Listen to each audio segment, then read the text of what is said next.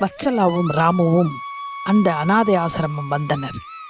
ஏற்கனவே ஆசிரம நிர்வாகியிடம் பேசி குழந்தையை தத்தெடுக்க சட்டப்படி என்ன செய்ய வேண்டுமோ அதெல்லாம் செய்தாகிவிட்டது. இன்று வத்சலா வந்து குழந்தையை தேர்வு செய்ய வேண்டும் என்பது ஏற்பாடு. இதோ வத்சலாவும் ராமுவும் வந்திருக்கிறார்கள். வாங்க மிஸ்டர் ராம், பசங்க எல்லாரும் ரெடி, பார்க்கலாமா? ராம் புன்னகையுடன், ஓ எஸ் பார்க்கலாம்.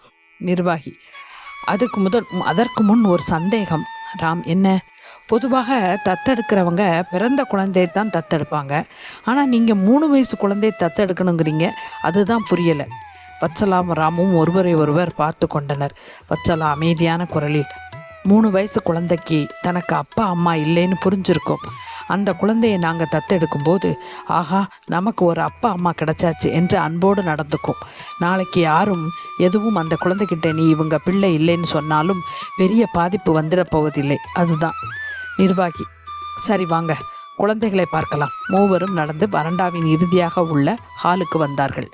அங்கே 3, 2 வயதுகளில் 10 பிள்ளைகள் இருந்தனர். வத்சலா உள்ளம் பூரிக்க கண்கள் விரிய பார்த்தாள். ராமுவும் அதே மனநிலையில் இருந்தான். குழந்தைகள் இவர்களை பார்த்ததும் மிரண்டனர். நிர்வாகி, சில்ட்ரன், இவங்க உங்களில் யாரையாவது ஒருவரை அவங்க வீட்டிற்கு கூட்டு போய் உங்களுக்கு அப்பா அம்மாவாக இருந்து உங்களை நல்லா பார்த்துப்பாங்க என்றார். இவர்களிடம் நீங்கள் தேர்ந்தெடுங்க என்றார். குழந்தைகளின் இடையே மருண்ட பார்வையோடு ஒரு குட்டி தேவதை ஆட்டம். அந்த குழந்தையை வத்சலா தேர்ந்தெடுத்தாள். ராமுவிற்கும் அந்த குழந்தையை பிடித்தது. நிர்வாகி, குட் செலெக்ஷன். இந்த குழந்தை பேர் வெண்பா. ரயில் விபத்தில் பெற்றவங்க போயிட்டாங்க. சொந்தக்காரங்க இன்று வரை யாரும் கண்டுகொள்ளவே இல்லை.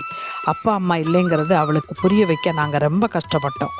அந்த குழந்தையிடம், வெண்பா, உனக்கு இனிமே இவங்க தான் உன் அப்பா அம்மா. வத்சலா, வாமா வெண்பா என்று அழைத்ததும் அவசரமாய் மாட்டேன் என்று தலையாட்டியது. அங்கு வேலை செய்யும் பெண், கொசுக்கடியில் கூட்டத்தோடு கூட்டமாய் வாழணுமா?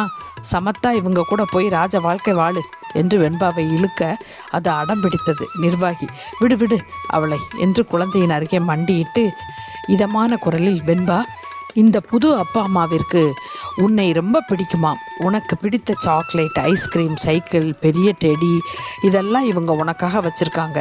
அதெல்லாம் இங்கே இல்லை இல்லையா? அதனால் நீ இவங்க கூட போய் ஜாலியாக இரு, சரியா?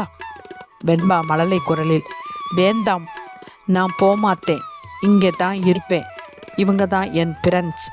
நிர்வாகி என்ன செய்வது என்று புரியாமல் எழ, வத்சலா வெண்பாவை பிடித்து கண்ணீருடன், உனக்கு இந்த ஃப்ரெண்ட்ஸ் எல்லாம் இருக்காங்க, ஆனால் எங்களுக்கு யாரும் இல்லை. நீ எங்கள் கூட வரமாட்டியா? வெண்பாவை அணைத்தபடி கதறினாள். ராம் உள்பட அங்கிருந்தவர்கள் அனைவரும் கண்கலங்கினர். ராம் வத்சலாவை தூக்கி நிறுத்தி, என்ன வத்சலா இது? நாம் வேற ட்ரை பண்ணலாம் வா, அதுக்காக இப்படி உடையறதா? வத்சலா தலையை ஆட்டி மறுத்து, இல்லை, நான் தப்பு கணக்கு போட்டுட்டேன் ராம். ஆசிரமத்தில் இருக்கிற குழந்தைங்க அப்பா அம்மா யாரு கிடைச்சாலும் ஓடி வந்துடும்னு தப்பாக நினச்சிட்டேன். வெண்பாவை பொறுத்தவரை அவளுக்கு இங்கே எல்லாரும் இருக்காங்க, ஆனால் நமக்கு தான் யாரும் இல்லை. நாம் என்னவோ அநாத குழந்தைக்கு வாழ்க்கை கொடுக்க போகிறதா நினச்சிட்டேன். என் திமிர் அழிஞ்சு போச்சு. சரி வாங்க போகலாம் என்று நடந்தவள் தன் முந்தானையை பிடித்து யாரோ இழுப்பதை உணர்ந்து திரும்பினாள். அங்கே வெண்பா இவள் புடவை முந்தானையை பிடித்து, அம்மா சரி நான் வாதேன் என்றதும் உடம்பெல்லாம் பூரிக்க வெண்பாவை வாரி அணைத்து கொண்டாள்.